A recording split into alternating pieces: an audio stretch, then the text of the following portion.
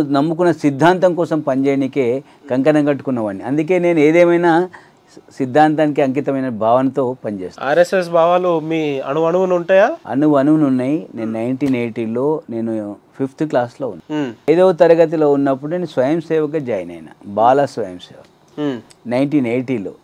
80 తర్వాత నేను 85లో ఓటీసీ పూర్తి చేసిన. మీకు తెలుసు ఓటీసీ అంటే ప్రథమ వర్ష అంటారు, ఆర్ఎస్ ప్రథమ వర్ష పూర్తి చేసిన. దాని తర్వాత భారతీయ జనతా పార్టీ బాలాపూర్ మా గ్రామంలో అంటే మహేశ్వరం నియోజకవర్గంలో ఉన్నటువంటి మహేశ్వరం నియోజకవర్గానికి ఒక గుండెకాయ లాంటిది బాలాపూర్ మండలం, బాలాపూర్ మండల్ హెడ్ క్వార్టర్. అలాంటి ప్రాంతంలో నేను ఆర్ఎస్ఎస్ ముఖ్య శిక్షగా పనిచేసిన. తదనంతరం నా విద్యా దశలో ఏబీపీలో పనిచేసుకుంటూ దాంతో పాటుగానే నేను 10th క్లాస్ నుంచే భారతీయ జనతా పార్టీ జాయిన్ అయ్యాను. ఓకే, 10th క్లాస్ 10th నుంచే. అప్పటికి ఓటకు కూడా లేదు. 91లో ఓటాకు వచ్చింది. నేను 86, 87 నుంచి బీజేపీ. బట్ నాకు ఓటాకు వచ్చింది 91. ఓటాకు లేకున్నా నన్ను ఇంద్రసేనారెడ్డి గారు, బద్దం బాలరెడ్డి గారు, టైగర్ నరేంద్ర గారు ఎంతో ప్రోత్సహించేవారు. నిజంగా నాకు ఈ ముగ్గురు కూడా ఒక గురు బ్రహ్మ, గురు విష్ణు, మహేశ్వర్ లాంటి ముగ్గురు కూడా నాకు ఆదర్శం. ఈ ముగ్గురు కూడా నాకు రోల్ మోడల్. సో నేను ఒక హిందుత్వ నాయకుడిగా, హిందుత్వ నేతగా ప్రజల ముందు మమేకమై పనిచేస్తాను. ఆర్ఎస్ఎస్ భావజాలం నాలో ఉన్నాయని చెప్పి నిక్కచ్చిగా చెప్పారు కదా, ఆర్ఎస్ఎస్ నుంచి ఏం నేర్చుకున్నారు శంకర్ రెడ్డి గారు అంటే ఏం చెప్తారు? నేను ఆర్ఎస్ఎస్ నుండి దేశభక్తి నేర్చుకున్నా, జాతీయవాదం నేర్చుకున్నా, ఆర్ఎస్ఎస్ నుండి క్రమశిక్షణ నేర్చుకున్నా, ఆర్ఎస్ఎస్ నుండి నీతి నిజాయితీ నేర్చుకున్నా. ఇవి ప్రధానంగా నేర్చుకున్నా. జాతీయవాదం ఉంటుందా ఆర్ఎస్ఎస్ లో? 100% ఉంటుంది. ఆర్ఎస్ఎస్కు స్వార్థం, ఆర్ఎస్ఎస్లో పనిచేసిన కార్యకర్తలకు కూడా స్వార్థం ఉండదు. ఆర్ఎస్ఎస్లో పనిచేసి ఆర్ఎస్ఎస్ ద్వారా నిర్మాణమైనటువంటి వ్యక్తులకు దేశభక్తి, జాతీయవాదం, తల్లి భారతి ఎప్పుడు బాగుండాలని కోరుకుంటారు. మతం, ముస్లిం, క్రిస్టియన్స్, హిందూస్ అని తారతమ్యం లేకుండా ఎవరైనప్పటికీ కూడా. ఆర్ఎస్ఎస్ లో విభేదాలు ఉండవా? హిందూ, ముస్లిం, క్రిస్టియన్స్ అనే ఒక భేదాలు ఉండవా? విభేదాలు అంటే హిందుత్వవాదాన్ని, జాతీయవాదాన్ని, తల్లి భారతిని ఎవడైతే జై అంటాడో ఏ మతస్థుడైనా మేము స్వీకరిస్తాం. కానీ ఈ దేశంలో ఉంటూ కంటూ తింటూ తల్లి భారతిని పంగనామాలు పెడితే మాత్రం సహించదు ఆర్ఎస్ఎస్. అటువంటి వ్యక్తులు భారతదేశంలో ఉన్నారంటారా? భారతదేశంలో ఉన్నారు, హైదరాబాద్లో ఉన్నారు, భాగ్యనగరంలో ఉన్నారు. ఇప్పటి కూడా పాకిస్తాన్ అడ్డాగా మారిపోతుంది భాగ్యనగరం. ఎవరో వాళ్ళ పేర్లు చెప్పగలరు? పేర్లు చెప్పలేము. అనేక మంది ఇప్పుడు మత శక్తులు, మత పార్టీ అయినటువంటి ఎంఐఎం పార్టీ ప్రోద్బలం. శంకర్ అన్న, నేను ఒక పేరు చెప్తా, ఆ పేరు ఎన్నడన్నా విన్నరేమో, ఒకసారి ప్రేక్షకుల కోసం చెప్తారా? అసదుద్దీన్ ఓవైసీ అని విన్నరా ఎప్పుడన్నా పేరు? విన్నాను. ఓకే, మాకు అక్బరుద్దీన్ ఓవైసీ అని విన్నారా? విన్నాను. తెలుసా వాళ్ళ గురించి? ఎవరు ఆ వ్యక్తులు ఏందనేది తెలుసు.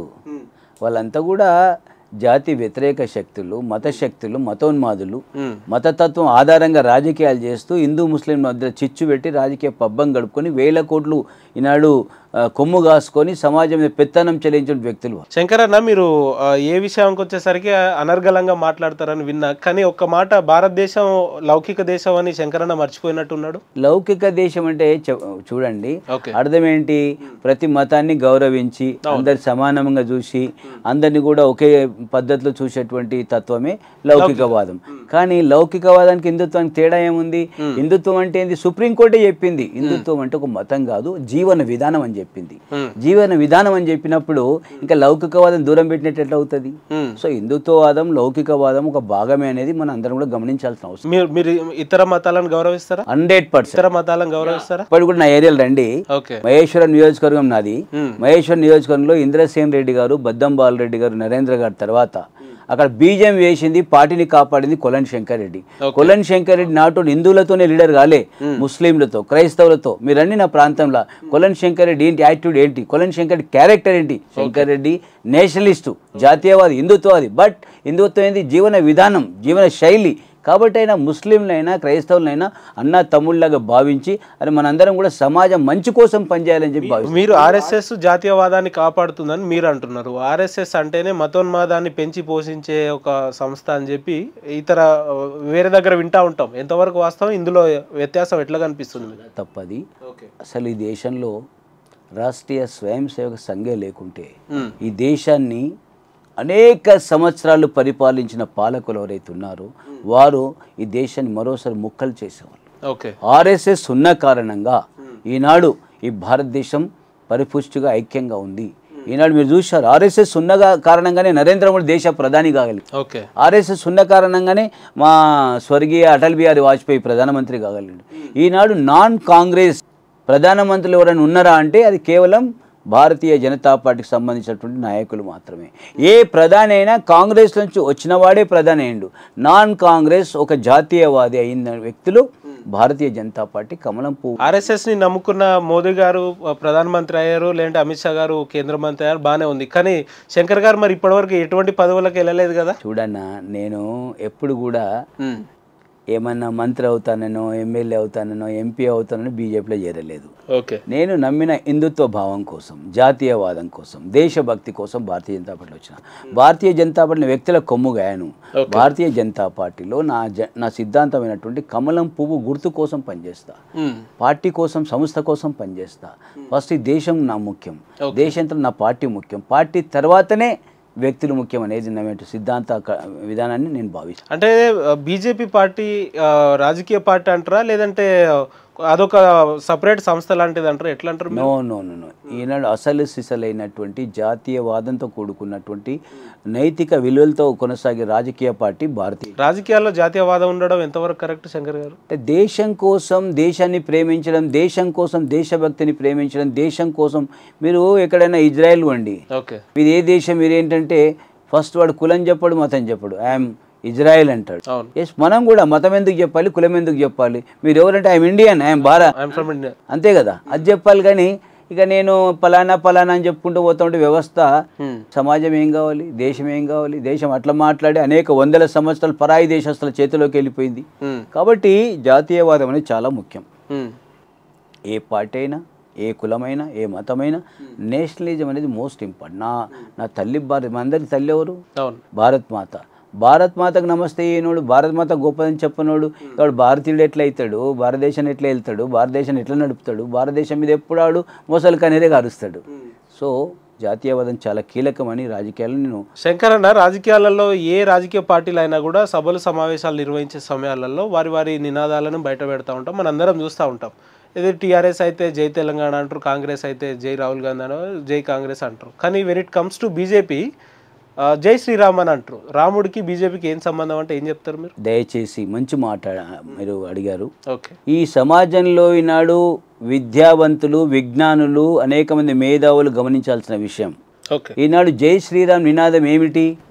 500 సంవత్సరాల క్రితం భారతదేశం మీద దండయాత్ర చేసి భారతదేశం మీదకి వచ్చి భారతదేశాన్ని కొల్లగొట్టి రాముడు పుట్టినటువంటి అయోధ్య రామ మందిరం మీద దాడి చేసి ధ్వంసం చేసి గోపురాలు కట్టి బాబర్ మసీద్ అని చెప్పుకుంటా ఉంటే ఈ దేశంలో మేధావులు ఏమవుతా ఉన్నారు? ఈ దేశంలో యువత, చదువుకున్న యువత ఏమవుతా ఉంది?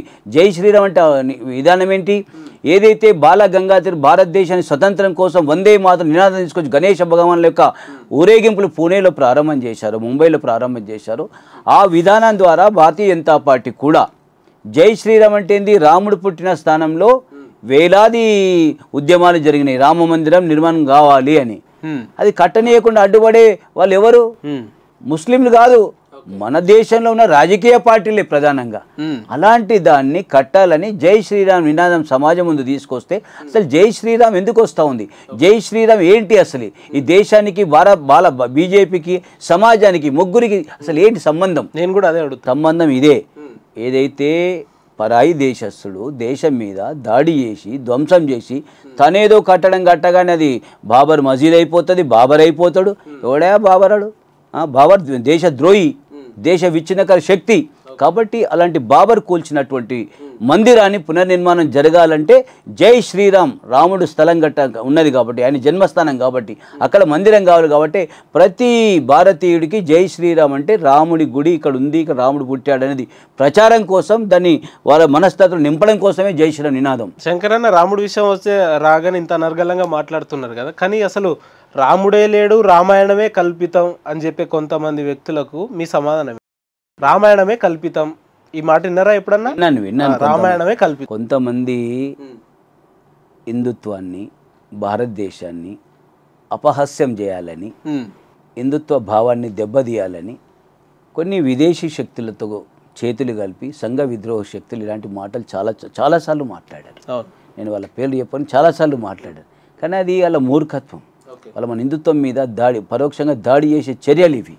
కానీ దాన్ని అందరం ఖండించాలి, మనందరం కూడా ఖండించాల్సిన అవసరం ఉంది. అంటే రాజకీయాలకు రాముడికి ఏం సంబంధం అంటున్నా నేను, అది దానికి సమాధానం రాలేదు నాకు. నేనేమంటున్నా, రాముడు ఈ అయోధ్యలో రామ జన్మభూమిలో అయోధ్యలో రాముడు పుట్టాడు అనేది సరోయి నది ఒడ్డున పుట్టాడు అనేది యావత్తు ఇప్పుడు కాదు, వేలాది సంవత్సరాలుగా మనకు చరిత్ర ఉంది.